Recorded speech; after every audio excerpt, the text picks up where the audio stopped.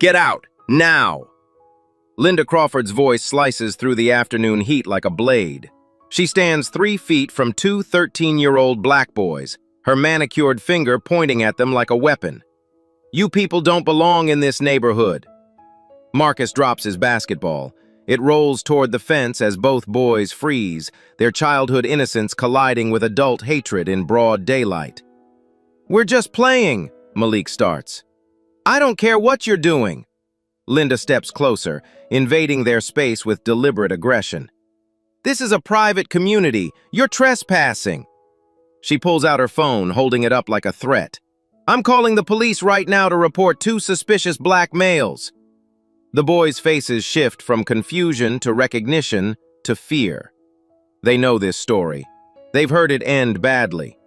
Linda's thumb hovers over 911 as she smiles with cruel satisfaction. Let's see how tough you are when the cops get here. The phone connects. Her voice turns sickeningly sweet. 911? I need the police immediately.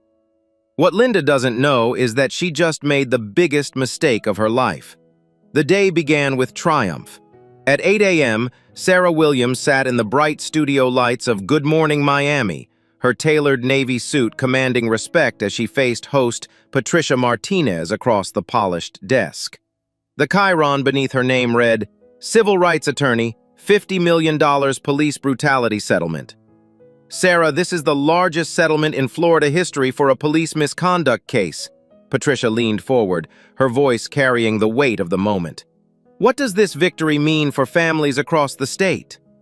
Sarah's response was measured, professional, but carried an undercurrent of barely contained emotion.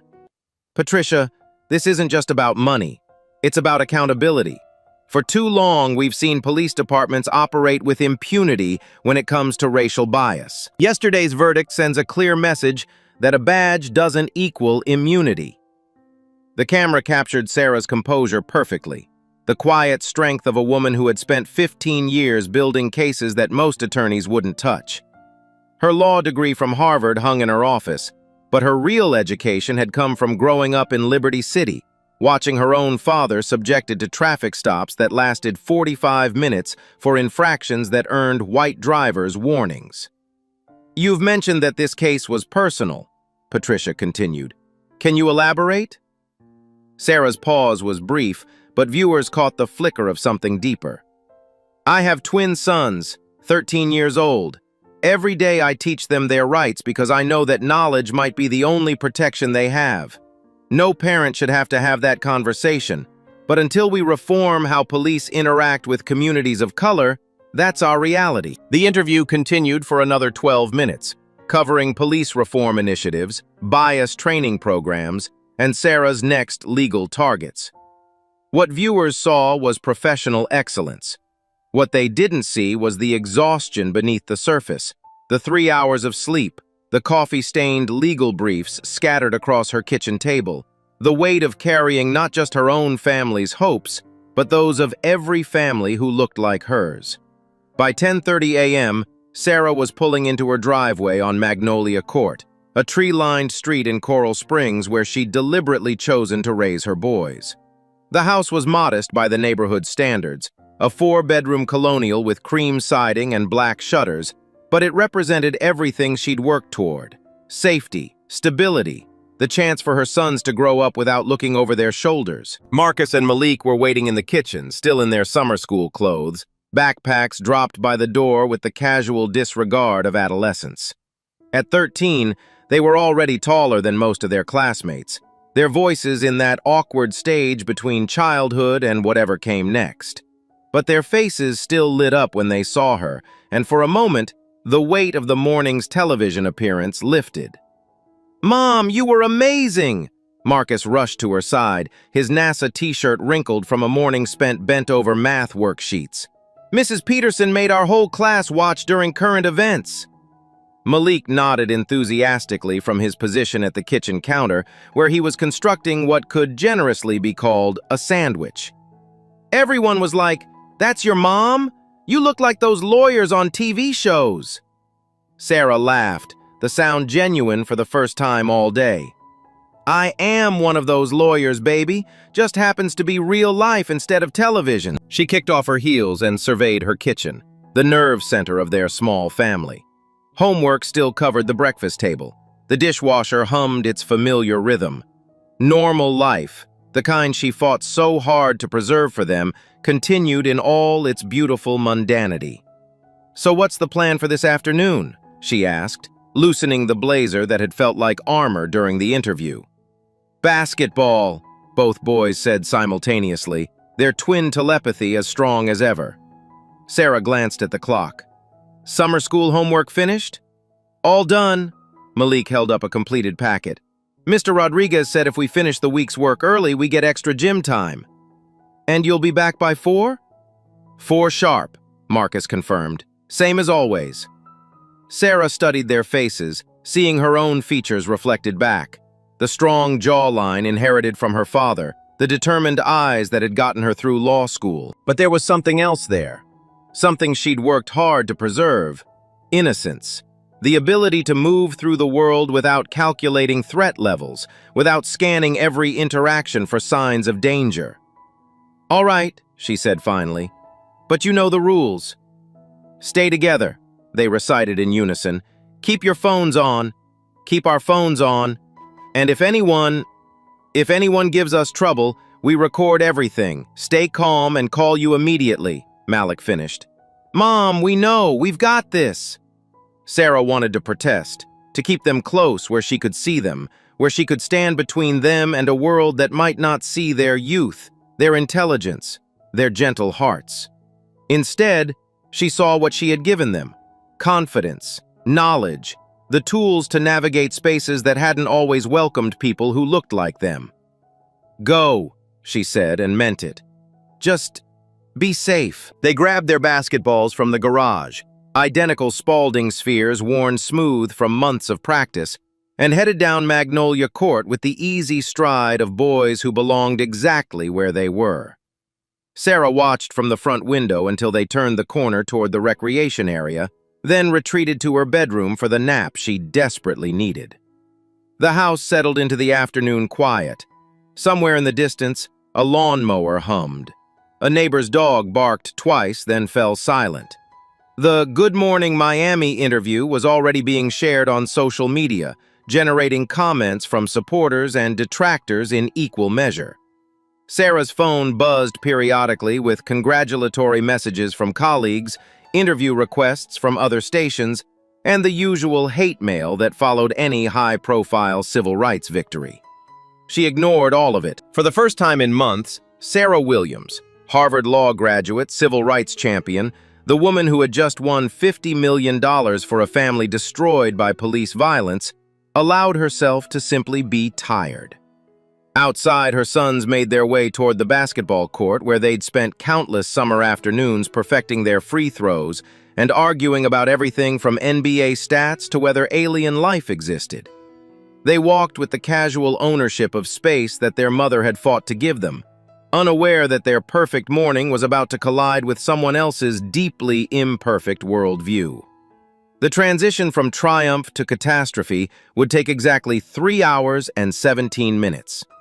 Linda Crawford had been watching from her kitchen window for 23 minutes when she finally decided to act. The boys had arrived at the basketball court with their usual easy confidence, and something about their comfortable familiarity with the space irritated her beyond reason. They moved like they belonged there, like they had every right to occupy a space she had mentally claimed as part of her domain. From her vantage point in the sprawling ranch house at 847 Magnolia Court, Linda had a perfect view of the recreation area. The house itself was a testament to her success. Granite countertops, stainless steel appliances, and a kitchen island larger than most people's bedrooms. Real estate had been good to Linda Crawford. 22 years of showing properties, negotiating deals, and cultivating the kind of professional relationships that opened doors had built this life of comfort and control. But control was exactly what felt threatened as she watched the boys warm up with practiced shots. They weren't just playing basketball, they were claiming territory. And in Linda's carefully ordered world, territory belonged to people who looked like her, earned like her, and understood the unspoken rules of suburban hierarchy. She smoothed her blonde hair, still perfectly styled from this morning's appointments, and adjusted the blazer she'd worn to show a property on Pine Ridge Drive. The Royal Palm Realty badge clipped to her lapel caught the afternoon light, a small symbol of the authority she wielded in this community. Homeowners Association meetings, property value discussions, neighborhood watch coordination. Linda Crawford was someone who got things done.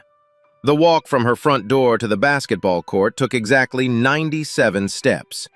Linda had counted them during previous reconnaissance missions, those times when she'd observed other irregularities in the neighborhood's carefully maintained order. Each step reinforced her sense of purpose. This was her community. These were her standards to enforce. The boys noticed her approach but didn't stop playing. Marcus attempted a three-point shot that arced beautifully through the Florida heat before swishing through the net. Malik retrieved the ball and passed it back with the fluid motion of someone who had spent countless hours perfecting the fundamentals.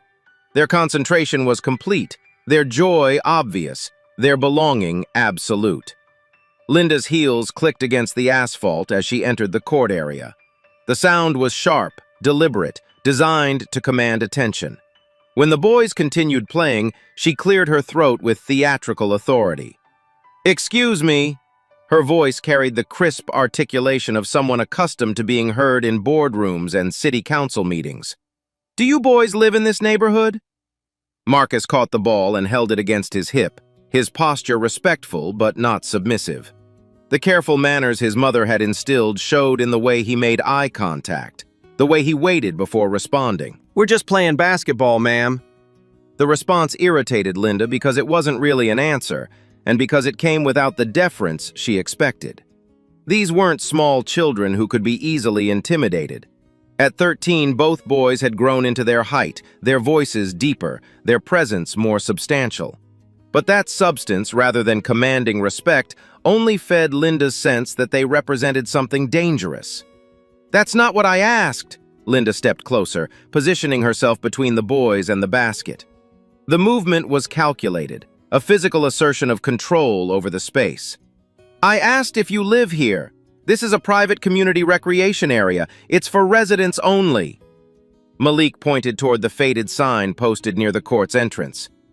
The sign says Coral Springs Public Recreation Area, open dawn to dusk. Linda's jaw tightened. The sign was a complication she had hoped they wouldn't notice, a detail that undermined her narrative of private ownership. But her years in real estate had taught her that perception often mattered more than facts, that confidence could reshape reality. "Don't get smart with me, young man." Her voice carried a warning edge. "I don't care what some old sign says. This neighborhood has standards. We have rules about who belongs here and who doesn't."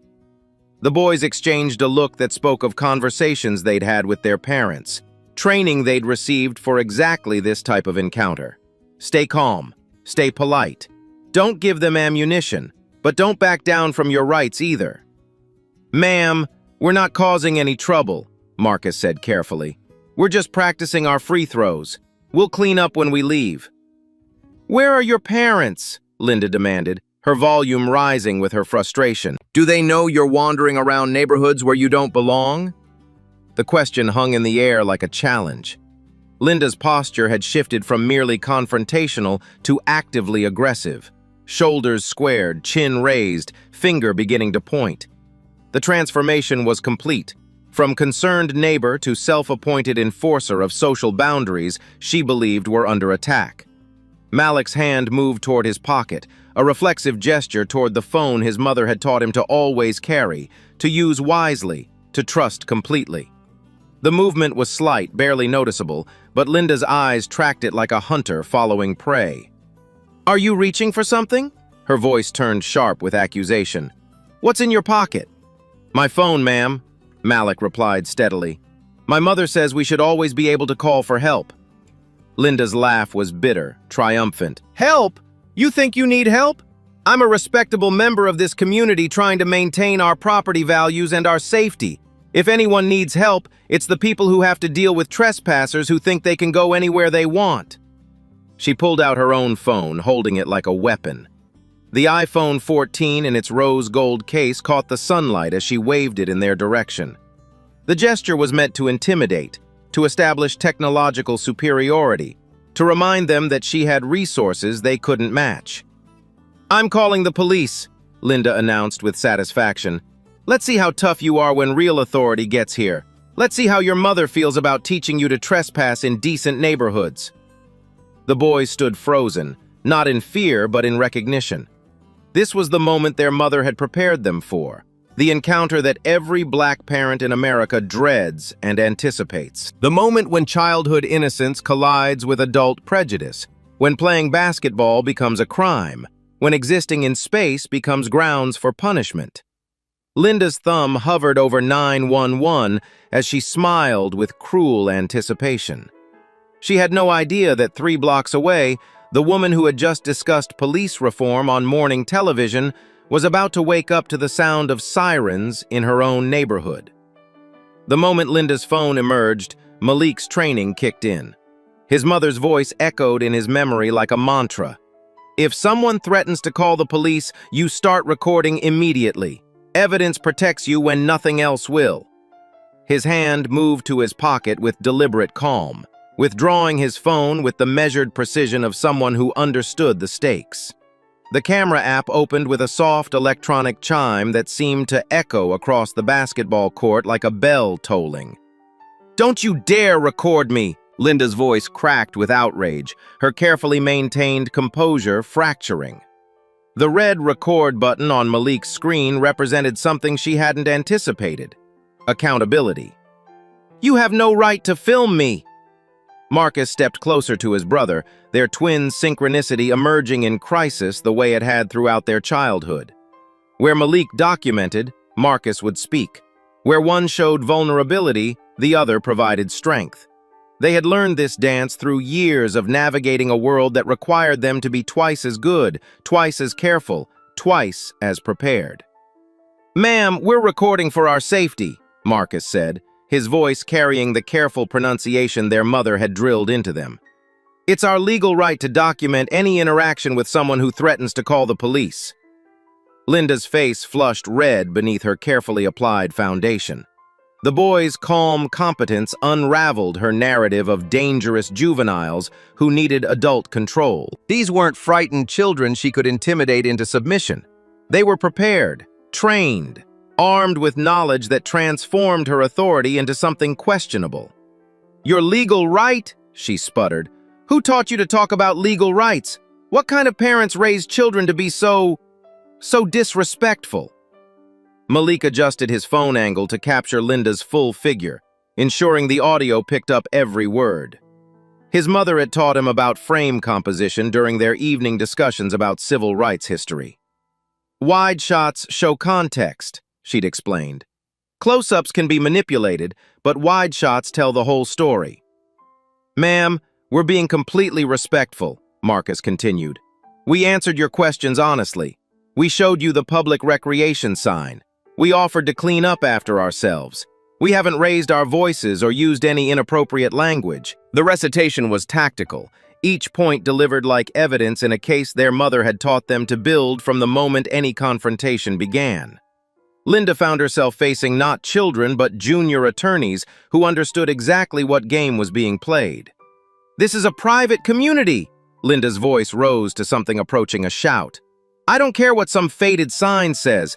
This basketball court serves the families who live here, who pay taxes here, who belong here."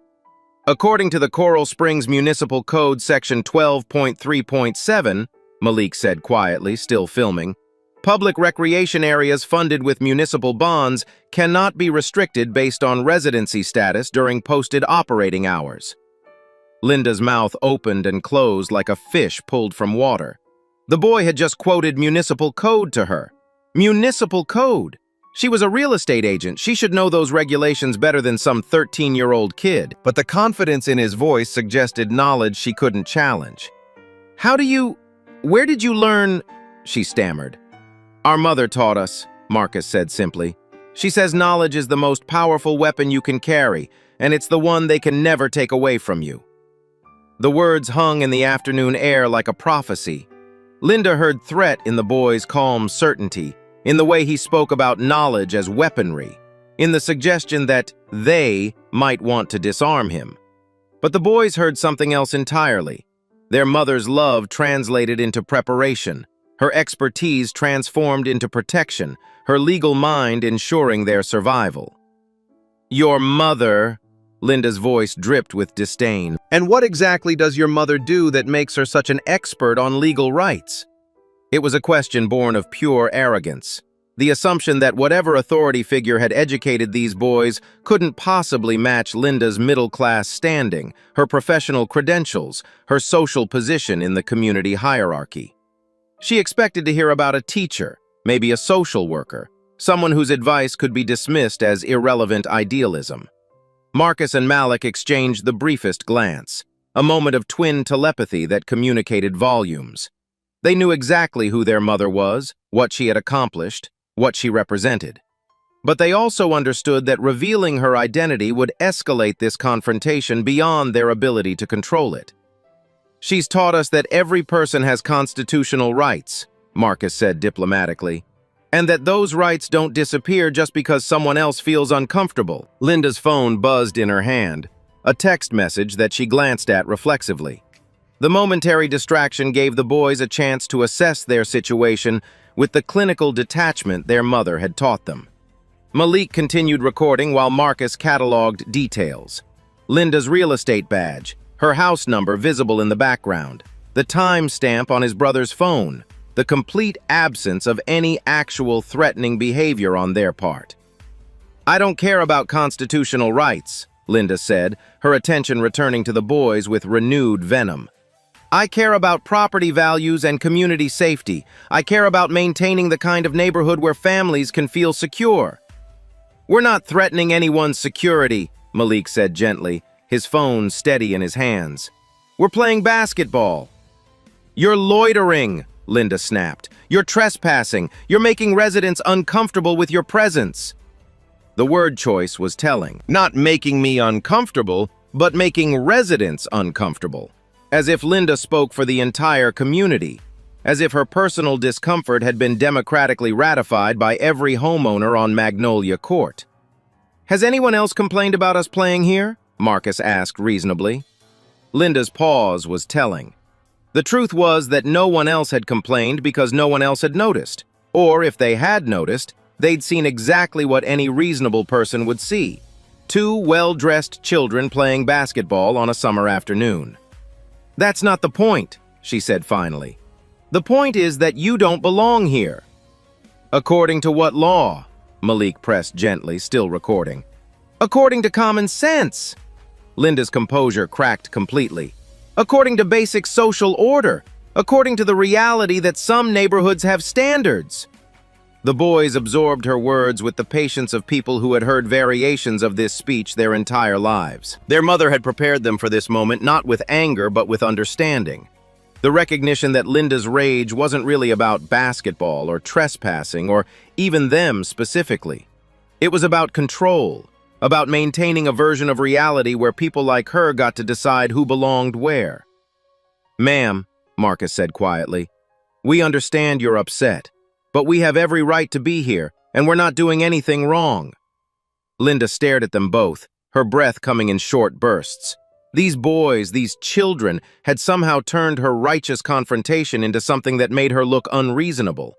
They had knowledge, evidence, composure, and worst of all, they had made her reveal exactly who she really was. Her thumb moved to her phone's dial pad with deliberate emphasis. "Fine. If you won't leave voluntarily, we'll see what the police have to say about this situation." Linda's finger pressed 911 with the ceremonial weight of someone calling down divine judgment. She held the phone away from her ear, ensuring the boys could hear every word of the conversation that would, in her mind, restore proper order to her neighborhood. 911, what's your emergency?" The dispatcher's voice crackled through the speaker with professional efficiency. "This is Linda Crawford at 847 Magnolia Court in Coral Springs," she began, her voice taking on the authoritative tone she used during real estate negotiations. "I need police assistance immediately. Two black males are trespassing on private property and refusing to leave when asked. Malik's phone continued recording, capturing every syllable of Linda's performance. Marcus stood beside his brother with the stillness of someone who understood that any movement, any gesture, any change in posture could be weaponized against them. "Ma'am, what are their approximate ages?" the dispatcher asked. Linda's eyes swept over the boys, taking in their height, their developing frames, their clothes that clearly marked them as students rather than threats. But her answer reflected not what she saw, but what she needed the police to believe. Teenagers, maybe 16, 17 years old. They're large for their age, and they've been loitering here for over an hour making threatening statements. Malik's eyebrows raised slightly at the age inflation, but he kept filming. Marcus remained motionless except for the almost imperceptible tightening of his jaw. Their mother had warned them that truth would be the first casualty in any encounter like this, that someone determined to see them as threats would reshape reality to match their fears.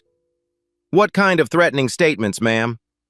Linda's pause was brief but telling. In the space between question and answer, she constructed a narrative that transformed teenage confidence into menace, legal knowledge into insolence, simple presence into invasion. "They're talking about their rights, about laws, about how they can do whatever they want," she said, her voice gaining confidence with each fabrication. "They're recording me without permission, which I believe is illegal. They're acting very aggressive and confrontational. One of them quoted some kind of legal code at me like he was threatening me with a lawsuit." The boys exchanged a look that communicated volumes. They were witnessing their own story being rewritten in real time, their polite responses becoming aggression, their legal knowledge becoming threatening behavior, their compliance becoming confrontation. "Are they armed, ma'am?" Linda's gaze swept over the boys again, searching for anything she could characterize as threatening. Marcus held a basketball. Malik held a phone. Neither carried backpacks, weapons, or anything more dangerous than the remnants of their summer school homework visible in their pockets. "I don't know," Linda said, and in those 3 words, she crossed a line that would define everything that followed. "They keep reaching into their pockets. They could have anything. I'm a single woman here, and I feel very unsafe. They've been acting erratically, pacing around, talking to each other in low voices like they're planning something." The boys hadn't been pacing.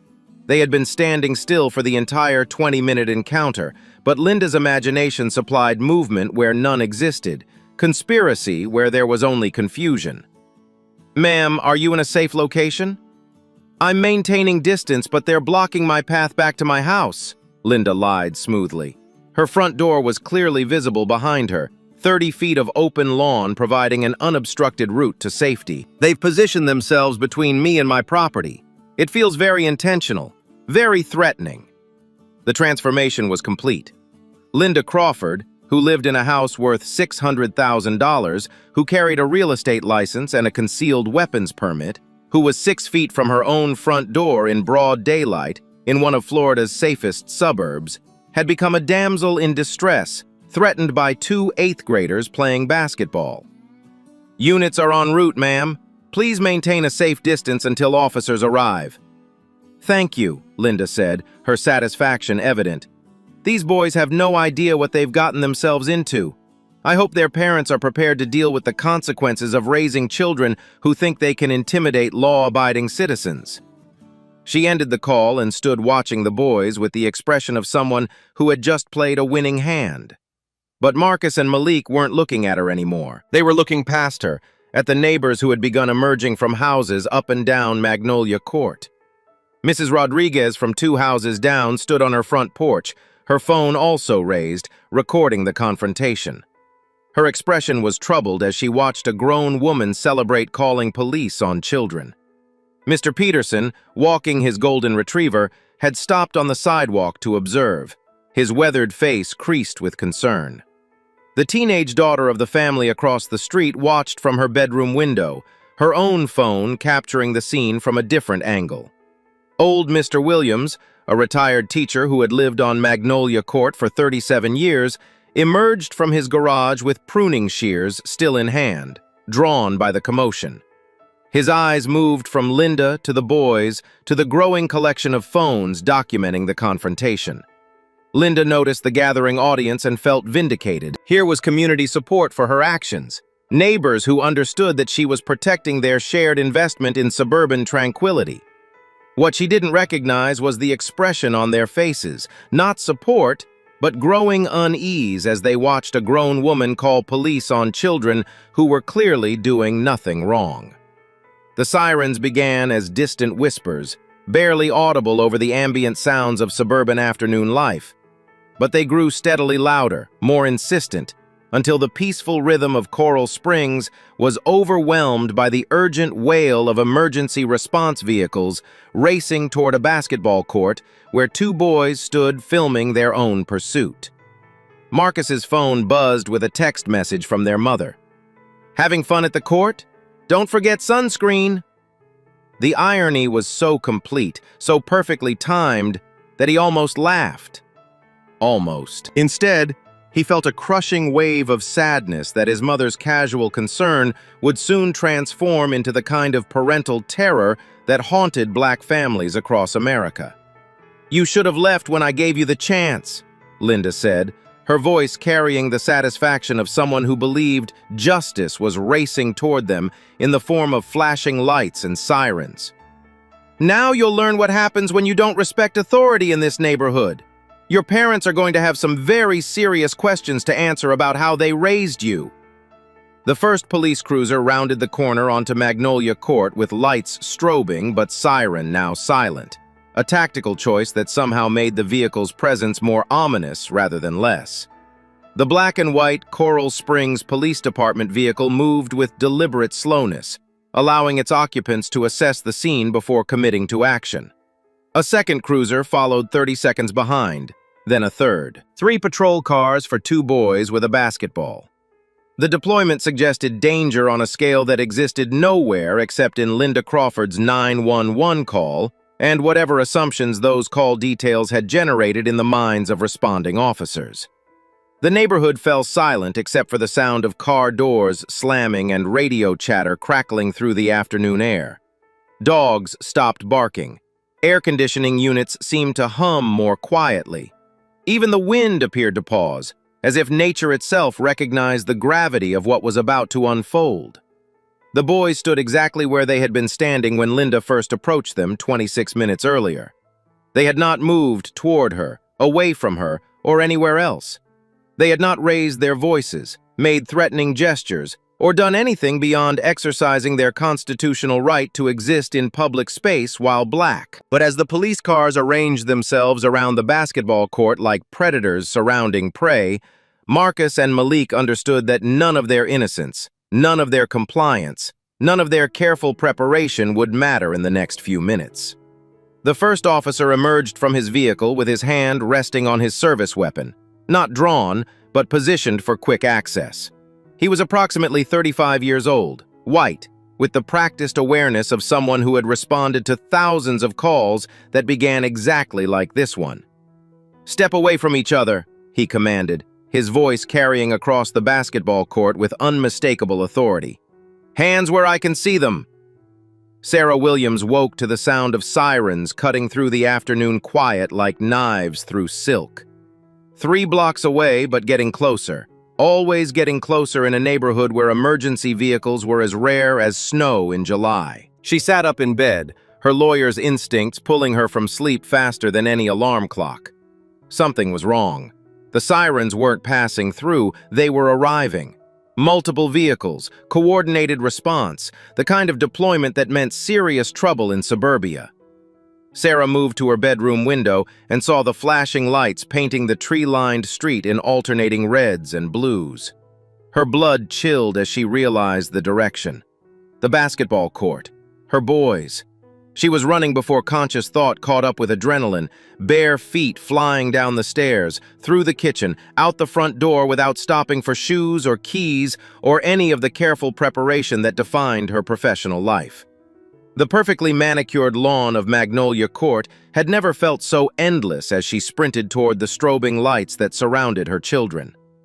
The scene that greeted her was every black parent's nightmare made manifest. 3 police cruisers arranged in a semicircle around the basketball court.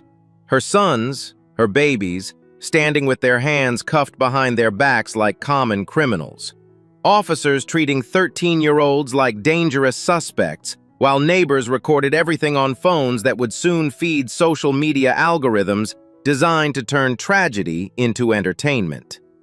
"What are you doing to my children?"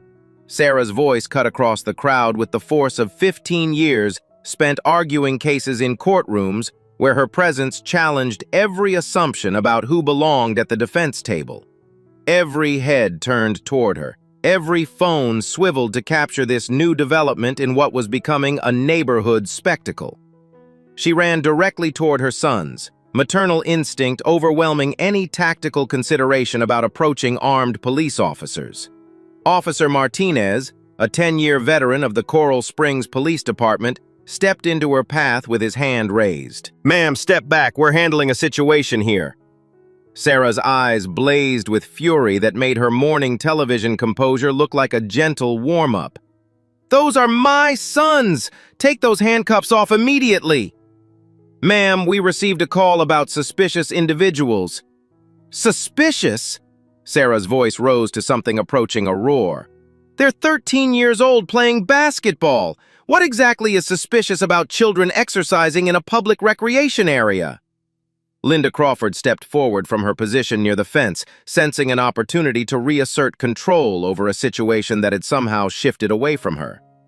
"These boys were trespassing and became aggressive when I asked them to leave. They were making threats." Sarah's attention swung toward Linda like a laser finding its target. For the first time since waking up, she had a clear view of the woman who had called the police on her children. Middle-aged, blonde, professionally dressed, wearing the expression of someone who expected to be believed without question. "You called the police on my children?" Sarah's voice dropped to something more dangerous than shouting, the controlled fury of someone who knew exactly how to weaponize words. "For playing basketball?" "I was protecting this neighborhood," Linda began. "From what?" Sarah stepped closer, and Linda instinctively stepped back. "From children? From students? From boys doing exactly what this court was designed for." Officer Martinez attempted to regain control. "Ma'am, I need to see your identification." Sarah pulled her bar association card from her pajama pocket, along with her driver's license. The movement was sharp, efficient, betraying none of the trembling rage that coursed through her system. "Attorney Sarah Williams, those are my sons Marcus and Malik Williams. Now uncuff them immediately before this becomes a federal case." The name hung in the air for a moment before recognition dawned on Officer Martinez's face. He had heard that name recently, very recently. Something about a big settlement, a television interview, a lawyer who specialized in exactly the kind of case that was developing around him right now. "Wait," he said slowly, his mind racing through morning briefings and news coverage. "Sarah Williams, weren't you on TV this morning?" The question transformed the entire dynamic of the confrontation. Suddenly, Linda's confident narrative of dangerous juveniles collided with the reality that she had called police on the children of a woman who had spent the morning discussing police reform on live television. Sarah's expression shifted from maternal rage to professional calculation. "Good morning, Miami. We discussed the $50 million police brutality settlement I won against the Broward County Sheriff's Office, the case that established new precedents for accountability when officers failed to recognize their own racial bias." Officer Martinez felt the blood drain from his face. His partner, Officer Davis, had gone completely still beside their patrol car, the recognition hitting him like a physical blow. They had just handcuffed the children of the lawyer who had become famous for suing police departments, the lawyer who specialized in civil rights violations, the lawyer who had won the largest police misconduct settlement in Florida history. Linda's confusion was evident as she looked between Sarah and the officers, trying to understand why everyone's demeanor had suddenly changed. "I don't care if she was on television," she said, her voice carrying less confidence than before. "These boys were trespassing." "On a public basketball court?" Sarah turned her professional attention to Linda like a prosecutor examining a hostile witness. The same court that's clearly marked with Coral Springs municipal signage indicating public access from dawn to dusk. "They don't live here," Linda protested weakly. "According to what law does residency determine access to municipal recreation facilities?" Sarah's voice carried the crisp precision of someone who had memorized every relevant statute. "Are you familiar with the Equal Protection Clause of the 14th Amendment? Or perhaps the Civil Rights Act of 1968? The crowd of neighbors had grown larger, their phones capturing every word of an exchange that was rapidly becoming a masterclass in civil rights law delivered by a mother in pajamas whose children were still handcuffed for the crime of existing while black. Officer Martinez made the decision that would define the rest of his career. "Release them," he said quietly to his partner. The metallic click of handcuffs being removed echoed across the basketball court like a bell tolling the end of Linda Crawford's authority. Marcus and Malik rubbed their wrists where the metal had bitten into Young's skin, their dignity slowly returning as circulation restored feeling to fingers that had gone numb with restraint. Sarah gathered her sons into a fierce embrace that spoke of relief, rage, and the primal protectiveness that had driven her barefoot sprint across 3 blocks of suburban perfection. She held them close enough to feel their heartbeats, to confirm they were unharmed, to reassure herself that this nightmare was real, but ending. "Are you hurt?" she whispered, her hands checking for injuries that wouldn't show on cameras but could last a lifetime in memory. "Did they hurt you?" "We're okay, Mom," Marcus said quietly, his voice carrying the weight of someone who had aged years in the past 30 minutes. "We did exactly what you taught us. We stayed calm. We recorded everything. We knew our rights." "We got it all on video," Malik added, holding up his phone like evidence in a case that was already building itself. "Every word she said, every lie she told the 911 dispatcher." Sarah's expression shifted from maternal relief to professional interest as she reviewed the footage her sons had captured. The video quality was perfect. Clear audio, steady camera work, wide shots that captured context, and close-ups that documented details. Their preparation had paid off in ways that would soon reshape this entire confrontation. Linda Crawford watched this reunion with growing unease. The dynamic had shifted so dramatically that she found herself questioning her own version of events. These weren't dangerous juveniles being reunited with an irresponsible parent. This was a professional woman, a lawyer apparently, embracing children who looked like honor students rather than threats. But Linda's confusion ran deeper than simple misidentification. Something about Sarah Williams nagged at her memory. Something familiar about the woman's bearing, her voice, the way she commanded attention without raising her volume. Where had she seen this woman before? "Officer Martinez," Sarah said, her voice now carrying the measured authority of someone who spent her days in courtrooms rather than the raw emotion of a mother protecting her cubs. "I assume you'll be filing a report about this incident?" Martinez nodded reluctantly. He was beginning to understand the scope of the mistake that had unfolded around him. "Yes, ma'am. Standard procedure for any call involving minors." "Excellent. I'll want copies of that report along with the 911 call transcript and any body camera footage your department may have captured." Sarah's tone was businesslike, professional, but underneath lay the promise of consequences. "I assume your officers are equipped with body cameras?" "Yes, ma'am," Martinez replied, his discomfort growing with each question that highlighted the evidence trail he couldn't control.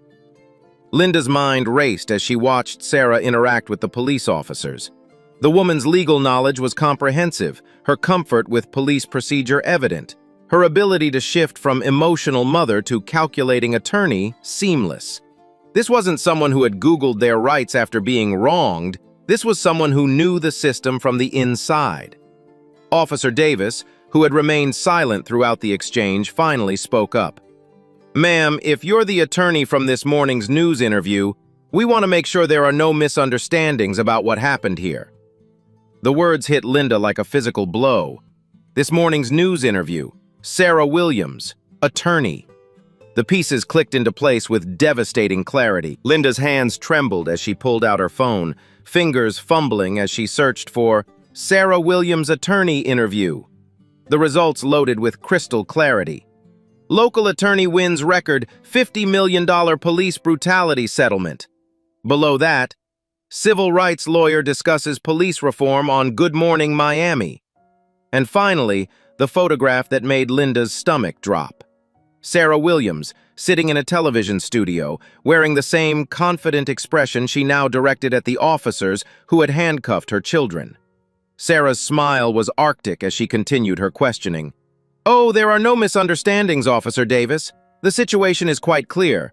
A woman called 911 with false information about my children, claiming they were trespassing on public property, inflating their ages, suggesting they were armed and dangerous, and characterizing their legal knowledge as threatening behavior. Your department responded by handcuffing 13-year-olds without investigation, without cause, and without consideration for the possibility that the complainant might be lying." Linda stepped forward, desperation creeping into her voice as the full scope of her mistake became clear. "I wasn't lying. These boys were being disrespectful, talking about laws and rights like they were trying to intimidate me." "Mrs. Sarah paused expectantly. "Crawford. Linda Crawford." Sarah's eyes narrowed slightly as she filed the name away for future reference. "Mrs. Crawford, are you suggesting that children's knowledge of their constitutional rights constitutes intimidating behavior? Are you testifying that teenage boys understanding municipal codes represents a threat to community safety?" Linda's face flushed as she realized her words were being turned against her with surgical precision. Behind her growing panic, she could see neighbors continuing to record, their phones capturing every word of her testimony against herself. "They were being smart, Alex. They were challenging my authority." "Your authority to do what exactly?" Sarah pressed, her voice carrying the dangerous calm of a prosecutor who had trapped a witness in contradiction. "To exclude children from public property based on your personal comfort level, to determine who belongs in spaces funded by taxpayer money, to weaponize police response against families you find undesirable." The gathered neighbors shifted uncomfortably as Sarah's questions exposed the foundation of Linda's actions. Mrs. Rodriguez, still recording from her porch, felt her understanding of the situation crystallize. This wasn't community protection, this was racial profiling documented in real time. Mr. Peterson shook his head in disgust, his golden retriever sensing the tension and whining softly. Old Mr. Williams had emerged from his garage fully now, pruning shears forgotten in his hand as he watched the confrontation unfold. As a retired educator, he recognized the boys' respectful demeanor, their articulate responses, their complete lack of aggressive behavior. He also recognized something else, the look of terror on Linda Crawford's face as she realized she had picked a fight with someone equipped to fight back. Officer Martinez's radio crackled with dispatcher chatter, but he ignored it, focused entirely on the legal landmine he was standing in the middle of. Sarah Williams wasn't just any attorney. She was a civil rights specialist who had just won the largest police misconduct settlement in state history, and she was standing in front of him discussing the constitutional violations he had just participated in. The irony was so perfect it felt scripted. The woman who had spent her morning discussing police reform was now standing in her pajamas, documenting police misconduct against her own children, surrounded by the kind of evidence that had made her career possible. "Mrs. Crawford," Sarah continued, her attention returning to Linda with laser focus, "you mentioned to the dispatcher that my sons were 16 or 17 years old. Do they look 16 to you?" Linda glanced at Marcus and Malik, seeing them clearly for perhaps the first time. In their NASA t-shirts and basketball shorts, they looked exactly like what they were. Middle school students who had grown tall early, their faces still carrying the soft edges of childhood despite their height. They're big for their age," Linda stammered. "They're 13, Sarah said flatly. 13 years old in 8th grade. Honor roll students who have never been in trouble with law enforcement. So when you told the dispatcher they were 17, that was—" "A mistake," Linda said quickly. "A mistake. And when you said they were making threatening statements, but the only statements they made involved citing municipal law and asserting their constitutional rights. That was... Linda's silence stretched uncomfortably as she realized every word she spoke was creating evidence for whatever legal action would inevitably follow. And when you suggested they might be armed, despite seeing clearly that they carried nothing but a basketball and a cell phone, that was... I felt threatened, Linda said desperately. Sarah's expression was incredulous. You felt threatened? By children? Playing basketball? In daylight? In a public space? While you were calling the police, they were recording for their own protection. The crowd had grown larger as word spread through the neighborhood. Cars slowed as they passed, drivers craning their necks to see what was happening. Social media notifications were already beginning to ping as the first videos uploaded to Facebook, Instagram, and Twitter. Someone had already created the hashtag #BasketballKaren, and it was beginning its viral journey across platforms where content lived and died based on how effectively it triggered emotional responses. Linda's phone buzzed with notifications as people began tagging her in posts, as neighbors uploaded their videos with her full name attached. Her real estate license number was being shared. Her home address was becoming public knowledge. The internet's investigative machinery was already grinding into motion, ready to dissect every aspect of her life with the same enthusiasm she had brought to harassing children. Officer Martinez made a decision that would haunt his career for months to come. Mrs. Williams, we apologize for any misunderstanding. Your sons were clearly not engaged in any illegal activity. Misunderstanding? Sarah's voice rose again, and Linda could hear in it the same tone that had commanded television audiences that morning. You handcuffed my children based on false information from someone who admitted she felt threatened by 8th graders discussing municipal law. That's not a misunderstanding. That's a systematic failure of police procedure that resulted in the civil rights violation of 2 minors. Linda Crawford watched the conversation with growing horror as she began to understand what she had done. She had called the police on the children of someone who sued police departments for a living. Someone who had just won $50 million doing exactly that. Someone who was now standing in front of multiple cameras, documenting every word of a confrontation that was spiraling completely out of her control. I was just trying to protect the neighborhood, Linda said weakly, her voice carrying none of the authority it had held 30 minutes earlier. From what? Sarah asked one final time, her question echoing across the basketball court like a judge demanding final testimony. From children who know their rights? From families who understand the law? From Black people who refuse to accept that your discomfort determines their access to public space? The question hung in the air like an indictment, and in the silence that followed, Linda Crawford finally understood the magnitude of her mistake. She had awakened something far more dangerous than 2 boys with a basketball.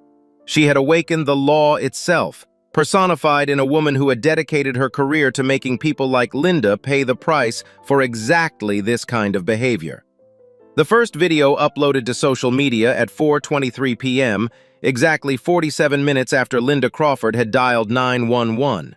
Mrs. Rodriguez, who had been recording from her front porch, hit share on Facebook with shaking hands and a caption that would define the narrative for everything that followed. Racist Karen calls cops on kids playing basketball, then finds out their mom is the civil rights lawyer from this morning's news. The video was 93 seconds of compressed outrage. It captured Linda's confrontation with the boys, her false 911 call, the arrival of 3 police cars for 2 children, and Sarah Williams emerging like an avenging angel in pajamas to reclaim her handcuffed sons. But most importantly, it captured the moment of recognition, the exact instant when Officer Martinez realized he had just arrested the children of the woman who specialized in suing police departments. Within 12 minutes, the video had been shared 47 times. Within 30 minutes, it had jumped platforms to Instagram, Twitter, and TikTok, each share adding commentary that amplified the outrage. The story had everything social media algorithms craved: racial injustice, karmic justice, powerful women, institutional hypocrisy, and the kind of perfect irony that made viewers simultaneously furious and satisfied. The TikTok version, edited down to 60 seconds with dramatic music and text overlays, exploded first. A teenager in Denver had clipped the most damaging moments. Linda saying, "You people don't belong here." The boys calmly citing municipal law, the police handcuffing children, and Sarah's devastating revelation of her identity. The text overlay read, "When Karen calls cops on civil rights lawyers' kids the same day she was on TV talking about police reform." Instagram stories picked up the narrative next, with influencers and celebrities sharing reaction videos that reached millions of followers. A comedian with 2 million followers posted a video of herself watching the confrontation, her expressions shifting from anger to disbelief to satisfaction as the story unfolded. "This is what we mean when we say, 'Play with fire, get burned,'" she captioned the clip. Twitter became a battlefield of opinions, with verified users weighing in from across the political spectrum. Civil rights activists shared the video with commentary about systemic racism. Legal experts analyzed the constitutional violations in real-time threads. Conservative commentators questioned whether the boys had been appropriately respectful and whether Sarah Williams was exploiting the situation for professional gain. By 5:15 p.m., the hashtag #BasketballKaren was trending in South Florida. By 5:45 p.m., it had spread to Atlanta, then Nashville, then Houston. The internet's collective investigative machinery had identified Linda Crawford within 2 hours of the first upload, cross-referencing her real estate license, her home address, and her professional headshots with the woman in the videos. Reddit's r/public freakout subreddit pushed the story to its front page within an hour, generating thousands of comments that dissected every frame of the available footage. Users enhanced audio, analyzed body language, and created detailed timelines of events. Someone had already created a side-by-side comparison of Sarah's morning television interview and her afternoon confrontation with police. The juxtaposition so stark it seemed like dark satire. The investigative crowdsourcing extended beyond simple identification. Reddit users had discovered Linda's professional history, her social media posts, her Yelp reviews, and her involvement in HOA disputes going back 5 years. A pattern emerged that painted a picture of someone who had weaponized complaint systems against people of color with disturbing consistency.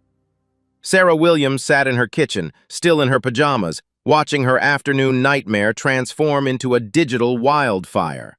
Her phone had not stopped ringing since the first video went viral. Reporters, colleagues, activists, and strangers all wanting her comment on the incident. She had turned off the ringer after the 15th call, but the screen continued to light up with notifications that felt like tiny explosions of attention she neither wanted nor needed. Her email inbox had exploded with interview requests from major networks. CNN, MSNBC, Fox News, Good Morning America, and dozens of other outlets were all seeking exclusive access to the family at the center of what media outlets were calling the basketball court incident, or basketball Karen confrontation. The phrases felt clinical, sanitized, divorced from the raw terror of watching her children in handcuffs. Marcus and Malik sat at the kitchen table, their homework forgotten, watching their story spread across platforms they were technically too young to use, but understood better than most adults. They watched strangers analyze their behavior, critique their clothing choices, and debate whether they had been too respectful or appropriately assertive during their encounter with Linda Crawford. "Mom," Marcus said quietly, his voice carrying the weight of someone processing a fundamental shift in how the world saw him. "People are saying you planned this." Sarah looked up from her laptop, where she had been reviewing the legal implications of filing a federal civil rights lawsuit based on the afternoon's events. "What?" "The whole thing. They're saying you told us to go to that basketball court knowing that lady would call the cops so you could sue her." Malik's voice carried the hurt confusion of someone discovering that cynicism could poison even obvious injustice. Sarah closed her laptop and moved to sit between her sons, wrapping her arms around shoulders that still seemed too young to carry the weight of national attention. "Baby, I was asleep when this happened.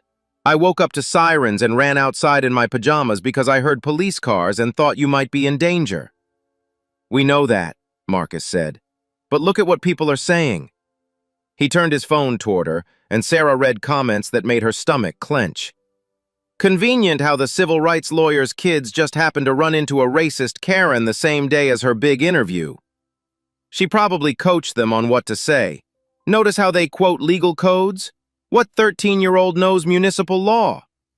This whole thing feels staged, too perfect, too convenient. Follow the money. She's about to get another big settlement. Those kids are way too articulate. Nobody talks like that unless they've been coached."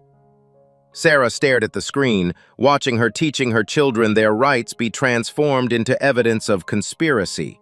She had spent years preparing Marcus and Malik for encounters with racial bias precisely because she knew they were inevitable, not because she planned to profit from them. But the internet's hunger for complexity, for hidden motives, for reasons to doubt obvious injustice, had turned her preparation into proof of manipulation. "People don't want to believe that racism is this common," she said finally. "It's easier to think this was planned than to accept that children get called police just for existing while black. It's easier to question our motives than to examine their own biases." The afternoon news had picked up the story by 6 p.m., though their coverage was notably different from the social media narrative. Channel 7's evening broadcast led with, "Local attorney's children detained after neighbor complaint," focusing on the police response rather than Linda Crawford's behavior. The anchor, a middle-aged white woman with carefully styled hair, spoke about the misunderstanding and the complex community dynamics that had led to the unfortunate incident. But Channel 12, the local black-owned station, told a different story entirely. Their coverage began with Sarah's morning interview about police reform, then cut directly to footage of her sons in handcuffs, creating a visual narrative that needed no explanation. "This morning's police reform advocate becomes this afternoon's victim," read the chyron below images of Marcus and Malik being uncuffed.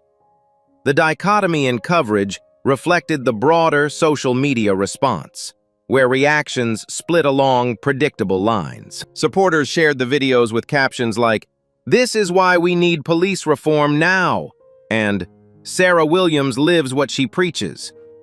Detractors questioned everything: the timing, the boys' responses, Sarah's motivations, even the authenticity of the recordings. Local news stations were already dispatching crews to Coral Springs for evening broadcasts, their satellite trucks beginning to line the streets around Magnolia Court. Neighbors found themselves thrust into an unwanted spotlight, with reporters approaching anyone willing to comment on Linda Crawford's character, the neighborhood's dynamics, or their observations of the afternoon's events. Linda Crawford's world was collapsing in real time. Her real estate agency had received over 300 angry phone calls by evening, forcing them to disconnect their main line and issue a statement distancing themselves from her actions. The statement, posted on their website and social media accounts, read, "Royal Palm Realty does not condone discrimination of any kind.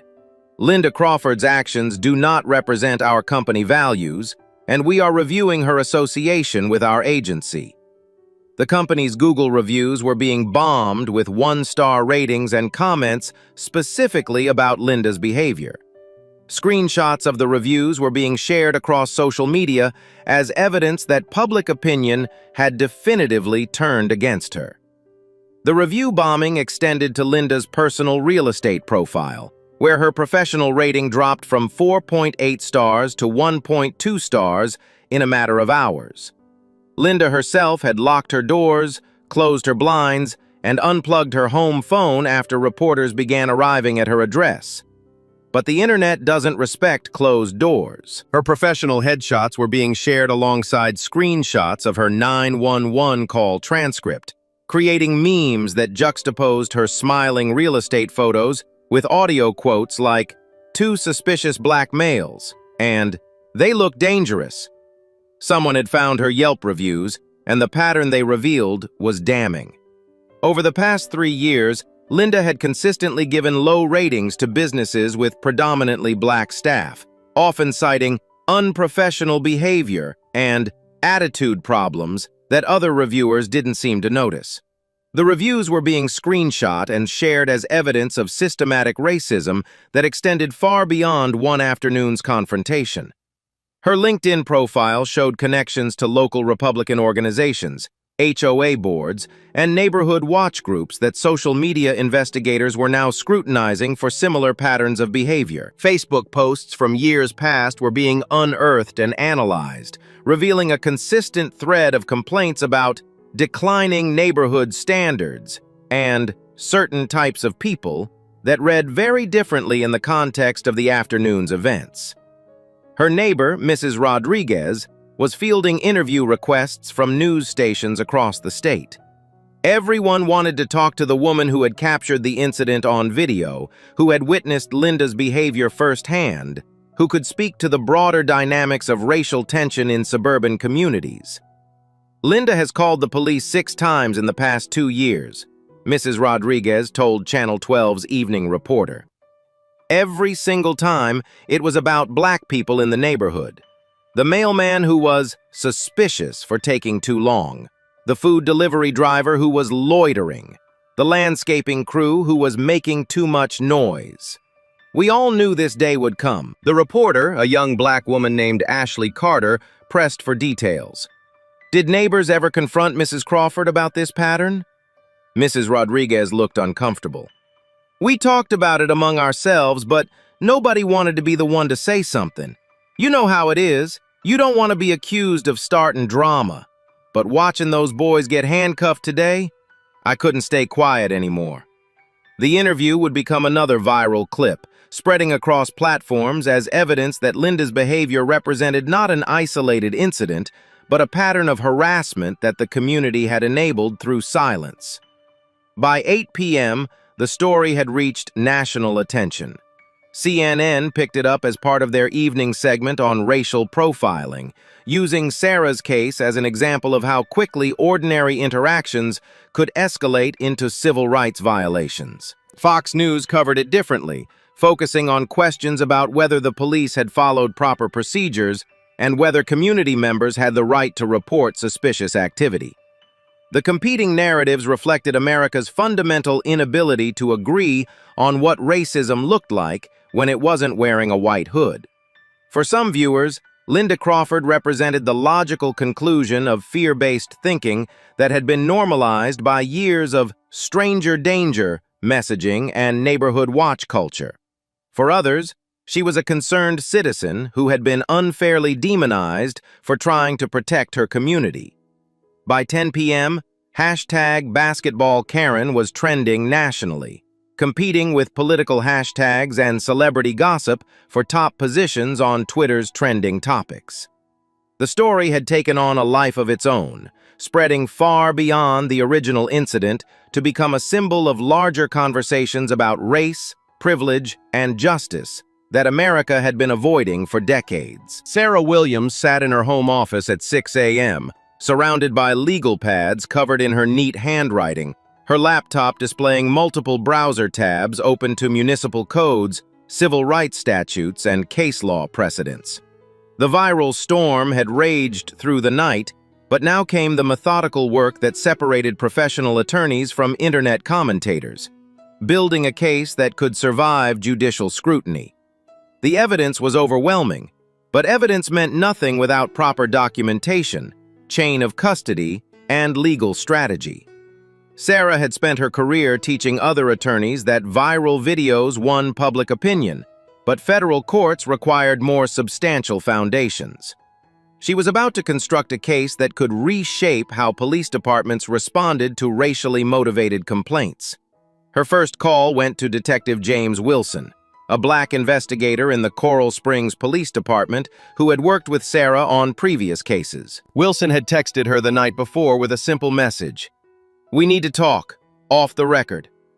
"Sarah," Wilson's voice was grim when he answered.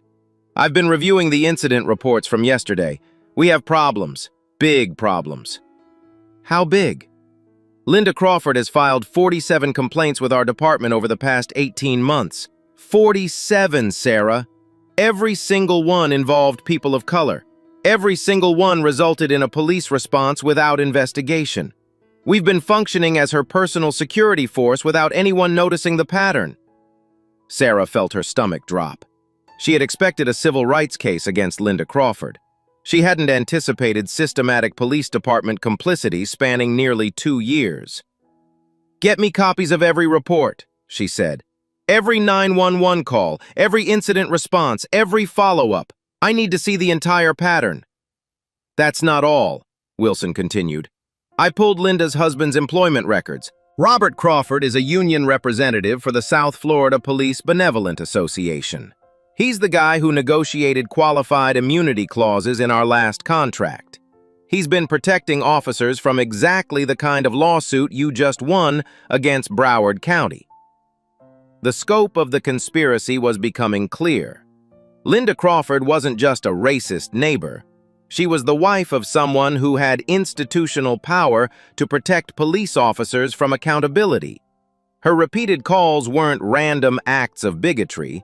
They were systematic abuse of a system her husband had helped design to be unaccountable. Sarah's second call went to her law partner, Janet Morrison, who had been fielding media requests since the story broke. Morrison had already assembled a preliminary research team to investigate not just the previous day's incident, but the broader pattern of behavior that enabled it. "Janet, I need a complete background investigation on Robert Crawford and his role in police union negotiations. I need to know if Linda's complaint pattern was coordinated or protected by union influence." "Already on it," Morrison replied. "But Sarah, you should know that 3 other families have contacted us since last night. All black, all living in neighborhoods where Linda Crawford called police on them or their children. We're looking at a potential class action." The other victims had been afraid to speak out individually, knowing that challenging a white woman's word against their own would be futile. But viral video had given them cover to tell their stories, and their testimonies were devastating. Mrs. Angela Thompson from Pine Ridge Drive had been reported for suspicious behavior while walking her dog past Linda's friend's house. The police response had been 2 patrol cars and a 20-minute interrogation about why she was in that neighborhood, despite living 3 blocks away. Teenager Jamal Stevens had been stopped and questioned for loitering while waiting for his school bus, after Linda called police claiming he was acting suspicious in a school zone. The irony that he was literally waiting for school transportation hadn't registered with responding officers. Most damaging was the case of Dr. Michael Roberts, a pediatrician who had been reported for breaking into a house that he had legally purchased 3 months earlier. Linda had called police claiming to witness a burglary in progress, resulting in Dr. Roberts being handcuffed in his own driveway while officers verified his ownership documents. Sarah reviewed each case with growing outrage. The pattern wasn't just racist, it was sophisticated. Linda had learned to use specific language that triggered law enforcement response. Suspicious, loitering, doesn't belong, acting strange. She had weaponized police procedure against anyone whose presence in her expanded definition of her territory made her uncomfortable. By 10 a.m., Sarah had received the 911 call recordings that Detective Wilson had promised. Listening to Linda's voice transform from concerned neighbor to increasingly frantic victim revealed a performance designed to escalate police response. In each call, Linda's descriptions became more dramatic, her fear more pronounced, her suggestions of danger more explicit. The most revealing call involved Dr. Roberts.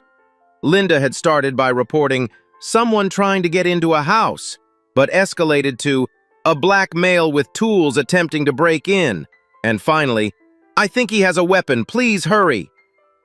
Dr. Roberts had been carrying house keys and a stethoscope. Sarah's legal mind recognized the pattern immediately. Systematic filing of false police reports, each crafted to trigger maximum law enforcement response while maintaining plausible deniability. Linda had transformed 911 into her personal harassment system, using police officers as unwitting accomplices in racial intimidation. The forensic analysis extended beyond Linda's calls to the police department's response patterns. Sarah's research team discovered that calls from Linda Crawford's address or phone number received priority routing, faster response times, and larger officer deployment than similar calls from other residents. Someone had flagged her as a reliable complainant, whose reports deserved immediate attention. The preferential treatment made sense when viewed through the lens of Robert Crawford's union position. His influence within the department had created a protection racket where his wife's complaints received special consideration, regardless of their validity. Officers who might have questioned Linda's pattern of targeting black residents stayed silent because challenging her meant challenging the union representative's family. Sarah's investigation revealed that Robert Crawford had been present at union meetings where officers discussed problem residents who filed complaints against police. He had access to personnel files, disciplinary records, and internal communications that could be used to retaliate against officers who didn't cooperate with Linda's harassment campaign. The paper trail was damning. Internal police emails showed supervisors directing patrol units to respond quickly to calls from Linda's address.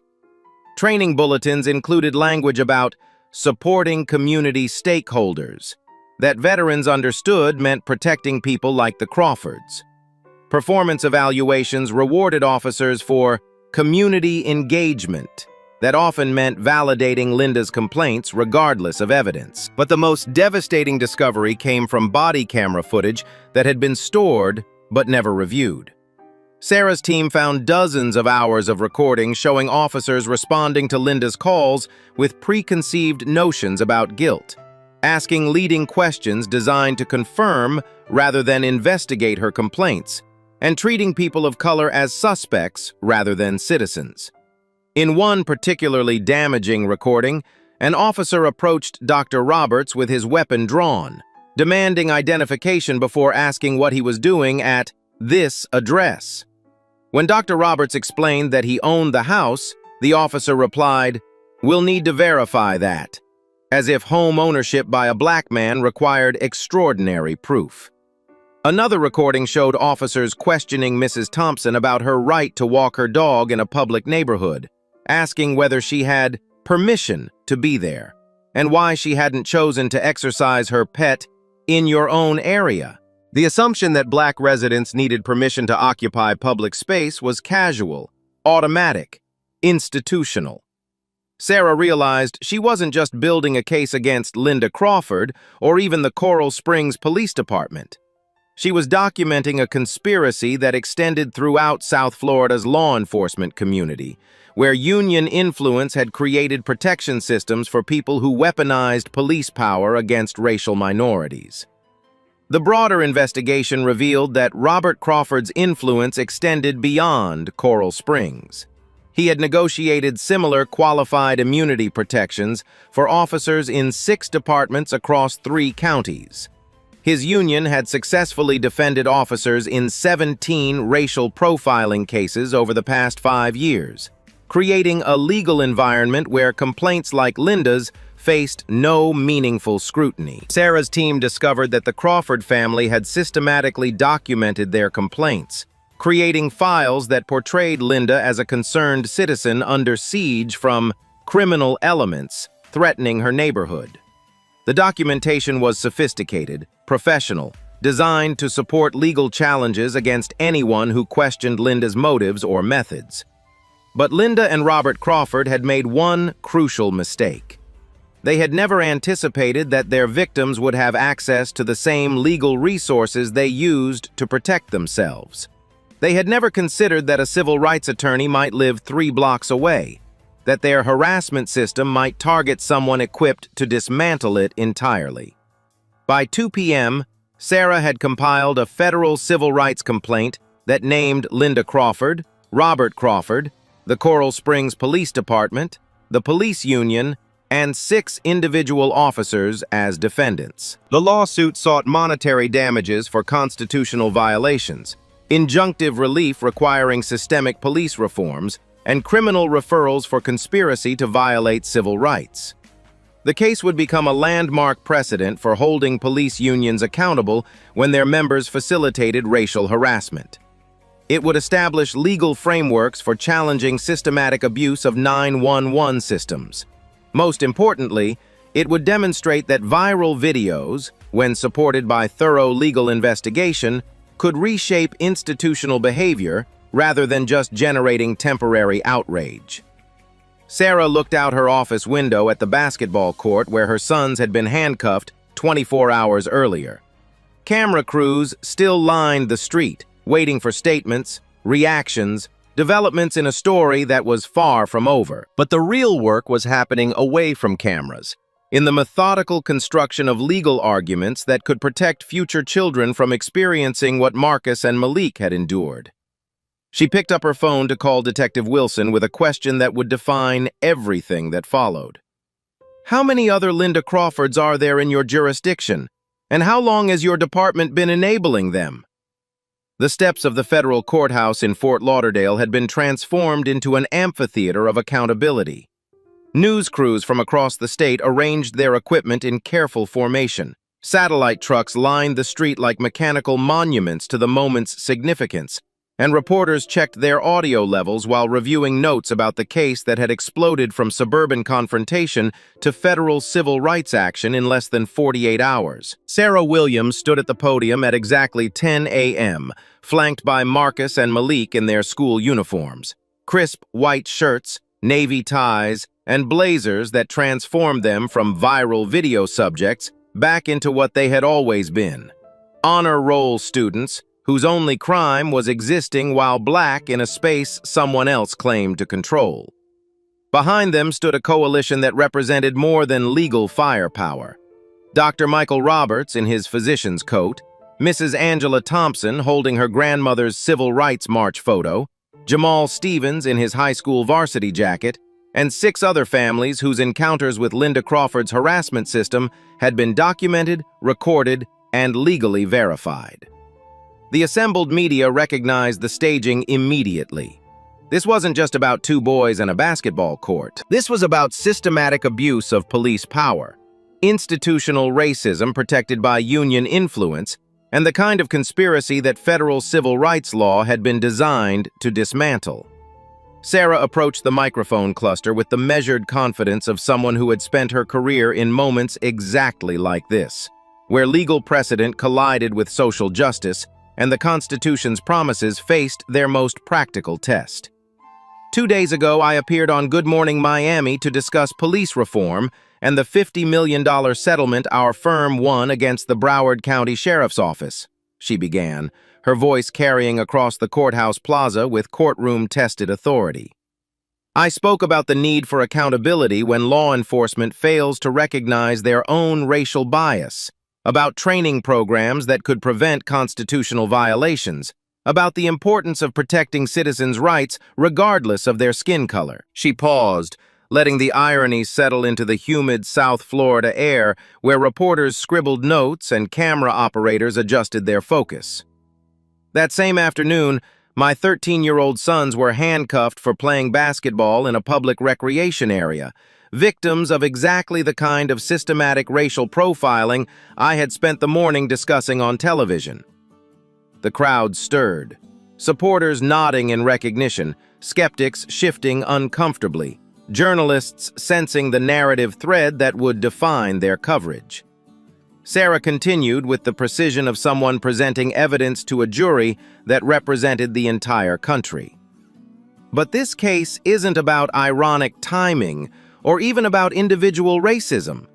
This case is about something far more dangerous: the systematic abuse of police power by citizens who have learned to weaponize law enforcement against people whose presence makes them uncomfortable. Sarah gestured toward the families behind her, each representing a documented encounter with Linda Crawford's harassment system. Over the past 18 months, Linda Crawford called police 47 times to report people of color for the crime of existing in spaces she considered her domain. 47 times, the Coral Springs Police Department responded without investigation, without question, without consideration that the complainant might be systematically filing false reports. Mrs. Rodriguez, who had captured the original confrontation on video, had driven down from Coral Springs to witness this moment. She stood in the crowd with tears in her eyes, recognizing that her decision to press record had opened a door that would transform how police departments across the country responded to racially motivated complaints. "Doctor," Michael Roberts, Sarah continued, gesturing toward the pediatrician, was handcuffed in his own driveway for the crime of unlocking his front door while black. Mrs. Angela Thompson was interrogated for walking her dog past Linda Crawford's friend's house. Jamal Stevens was questioned as a potential threat for waiting for his school bus. Each name carried weight, each case representing constitutional violations that had been normalized through institutional complicity. Sarah's voice gained strength as she moved through the evidence her team had compiled. Our investigation reveals that Linda Crawford's husband, Robert Crawford, serves as union representative for the South Florida Police Benevolent Association. He negotiated qualified immunity protections that shield officers from accountability when they participate in exactly this kind of harassment. Linda Crawford didn't just weaponize police power. She had institutional protection from someone who helped design the system to be unaccountable. The revelation sent murmurs through the assembled media. This wasn't just neighbor versus neighbor conflict.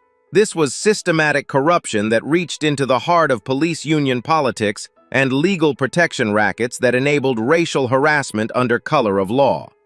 Detective James Wilson, standing in the back of the crowd in civilian clothes, felt vindicated in his decision to provide Sarah's team with internal police documents. He had watched colleagues respond to Linda Crawford's calls with automatic deference, never questioning the pattern, never investigating the complainant's motives. The preferential treatment had always felt wrong, but challenging it meant challenging the union representative's family. Today, we are filing a federal civil rights lawsuit under Section 1983 against Linda Crawford, Robert Crawford, the Coral Springs Police Department, the South Florida Police Benevolent Association, and 6 individual officers who participated in this conspiracy to violate constitutional rights. The legal language was precise, but Sarah translated it for the cameras that would carry this message across social media platforms and evening news broadcasts. We are seeking monetary damages for the families who were terrorized by this harassment system. We are seeking injunctive relief that will require comprehensive police reform, bias training, and oversight mechanisms to prevent this abuse from continuing. Most importantly, we are seeking criminal referrals for conspiracy to violate civil rights under federal law. Marcus and Malik stood behind their mother with the composure their training had given them, watching her transform their afternoon of terror into a legal framework that could protect other children from experiencing what they had endured. Their presence spoke to the human cost of systematic racism, while their dignity refuted every stereotype that had motivated Linda Crawford's harassment. Sarah played audio from Linda's 911 calls over the courthouse sound system, letting the assembled crowd hear the escalation patterns her team had identified. Linda's voice transformed from concerned neighbor to frantic victim to implicit threat assessor, each call designed to trigger maximum police response against people whose only crime was existing in public space. In the Dr. Roberts case, you'll hear Linda Crawford describe a black male with tools attempting to break in, followed by, "I think he has a weapon." Dr. Roberts was carrying house keys and a stethoscope. This wasn't misidentification. This was deliberate fabrication designed to endanger a man's life. The courthouse plaza fell silent except for the sound of Linda's recorded voice describing threats that existed nowhere but in her imagination.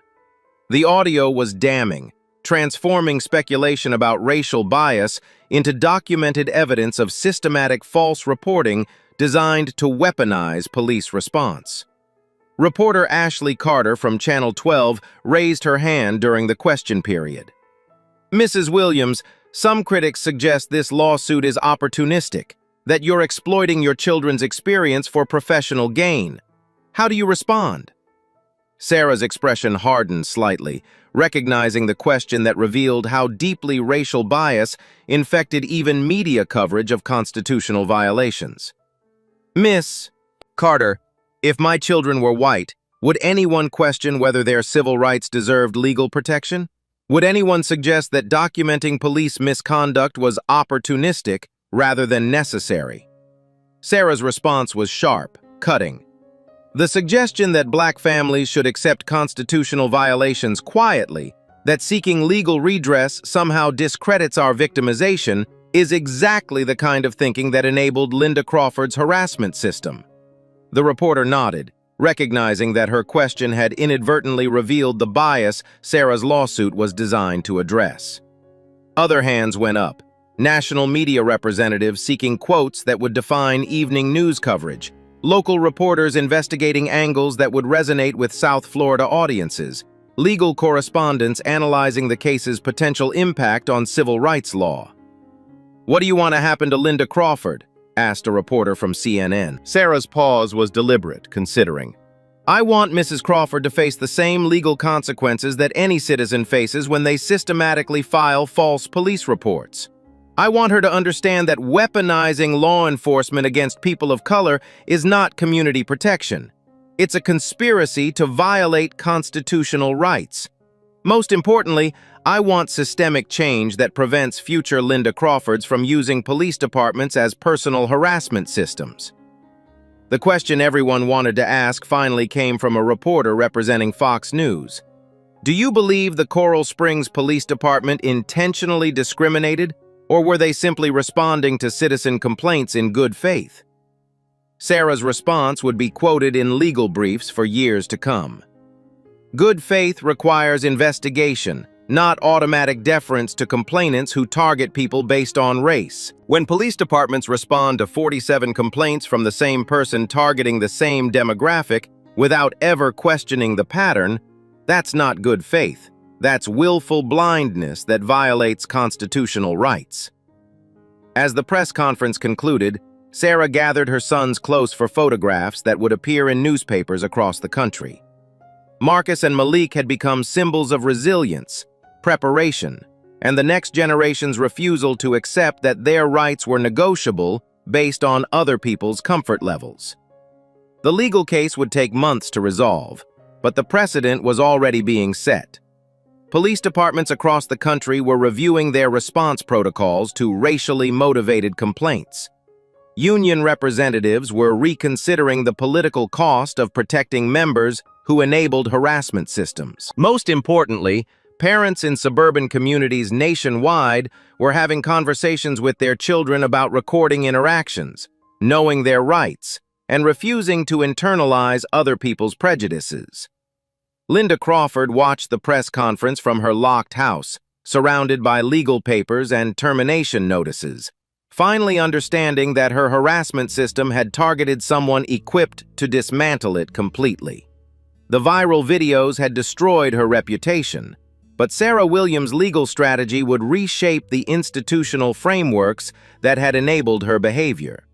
The basketball court where everything began remained empty that afternoon, but not because anyone was afraid to use it.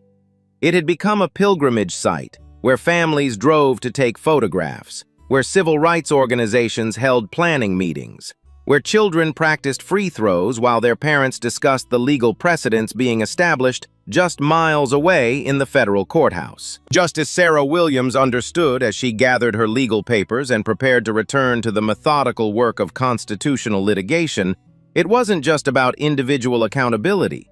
It was about dismantling the systems that made Linda Crawford's possible, protecting Marcus and Malix, and ensuring that basketball courts remained spaces for childhood rather than venues for adult prejudice.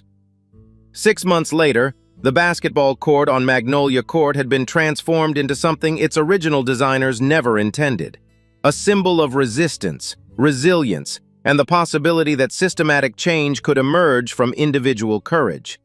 The chain-link fence that Linda Crawford had once used to mark her territory now displayed a small bronze plaque installed by the Coral Springs City Council.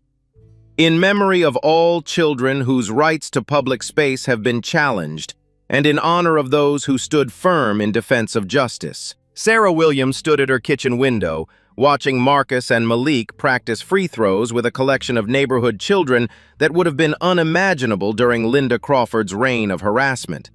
The players represented every demographic the former real estate agent had tried to exclude: Black, white, Hispanic, Asian, children from families that had lived in Coral Springs for generations, alongside others whose parents had arrived seeking the American dream that the suburbs still promised to some. The legal settlement had been comprehensive, historic, and precedent-setting. Linda Crawford had paid $800,000 in damages to the families she had terrorized, while her husband Robert lost his union position and faced federal charges for conspiracy to violate civil rights. The Coral Springs Police Department implemented mandatory bias training, civilian oversight boards, and response protocols that required investigation before deployment for racially charged complaints. But the institutional changes extended far beyond one suburb in South Florida.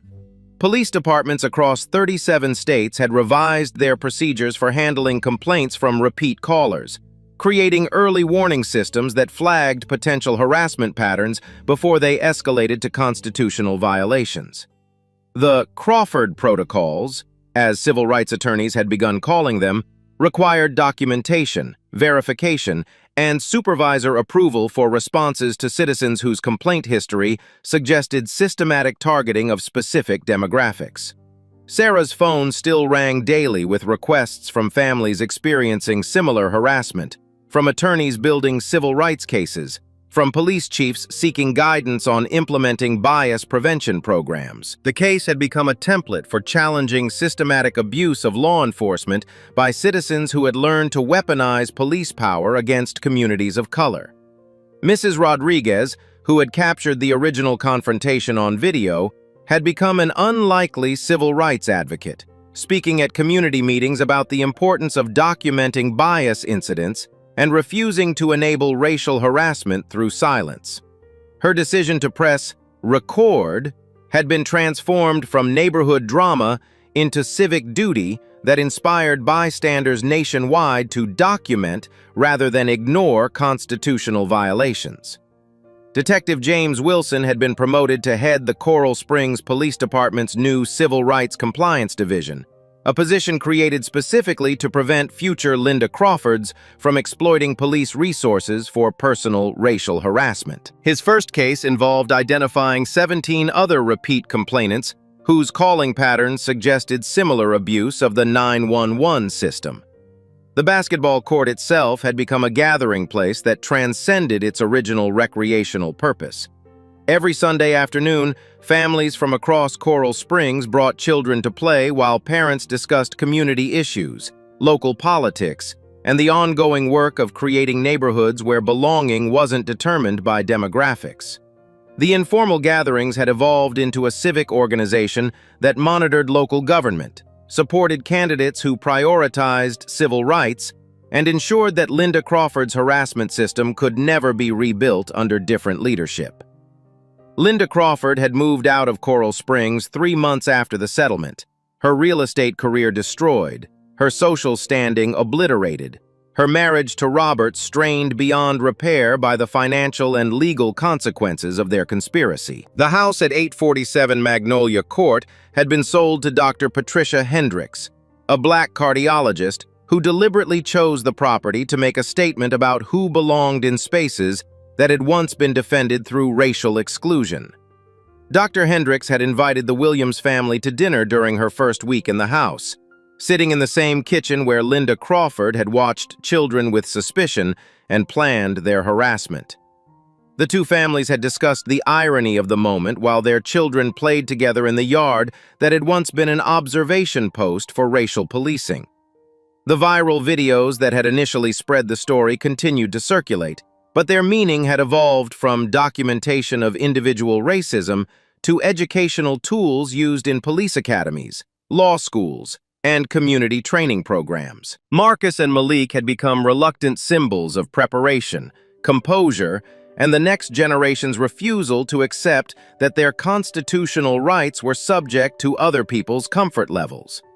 The boys themselves had returned to the rhythms of ordinary adolescence: basketball, homework, friends, and the gradual process of understanding that they had participated in something larger than a neighborhood confrontation. Their experience had been traumatic, but it had also been empowering in ways that would shape their understanding of citizenship, justice, and their own agency within systems that had historically excluded people who looked like them.